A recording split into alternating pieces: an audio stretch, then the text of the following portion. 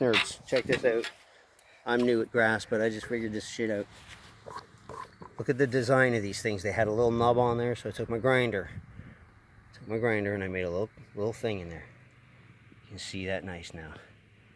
And look how it goes through this grass. I'm just... Okay, here, you hold the camera. And I'm just going to hold the handle the way they want it. Watch this bugger.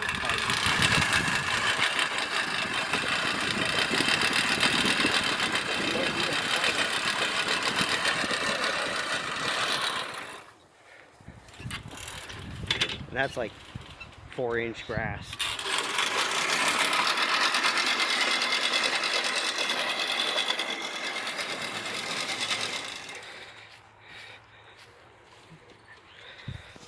There you go, YouTube, there's the trick.